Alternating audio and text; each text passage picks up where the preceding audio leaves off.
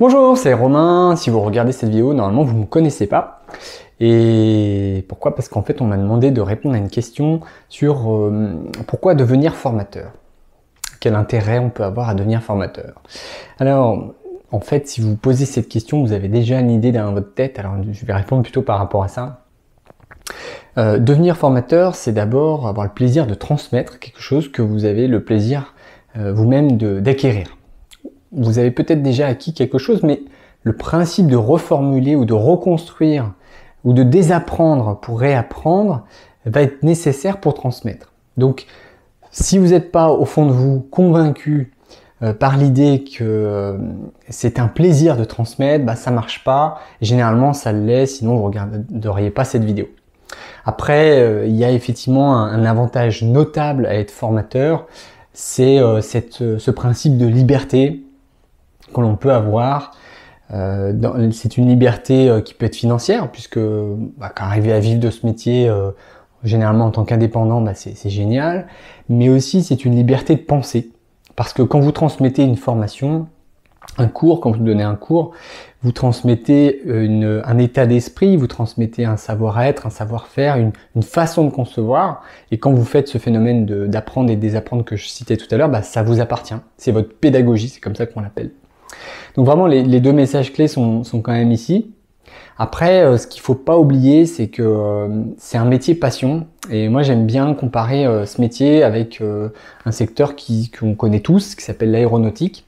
Quand vous regardez l'aéronautique, c'est assez incroyable. Tout le monde veut être pilote. Tout le monde a toujours rêvé un jour de conduire un avion, de piloter un avion. Et donc du coup, il y en a qui vont se payer eux-mêmes une formation 100 000 € pour pouvoir piloter un avion. Et quand vous regardez à quoi ça va leur servir à rien, à part de piloter un avion.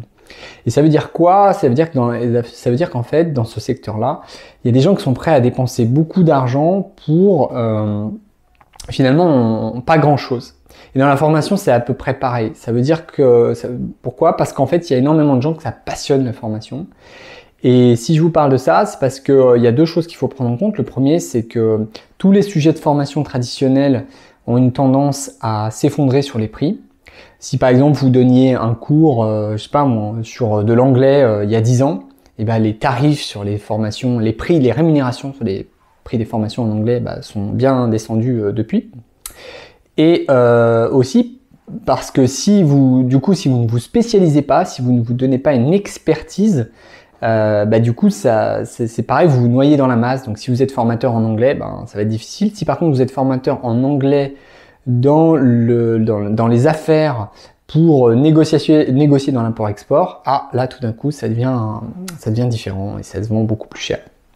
Mais surtout, je vous dis tout ça parce que vous êtes obligé de vous inscrire dans une démarche professionnalisante, c'est-à-dire vous êtes obligé d'en faire un métier, de rentrer dans le registre des formateurs professionnels. Alors il n'y a pas un registre encore à l'heure actuelle, mais ça va arriver, je vous le dis. Le plus important, c'est que vous compreniez bien que vous avez besoin d'obtenir à un moment donné un diplôme, un certificat, quelque chose qui atteste de votre professionnalisme, de votre sérieux, parce que des formateurs, il y en a beaucoup, il y en a de plus en plus, parce qu'on est tous des passionnés. Et donc ça, c'est les embûches, ça c'est le côté un petit peu négatif de ce métier. Mais moi, avec je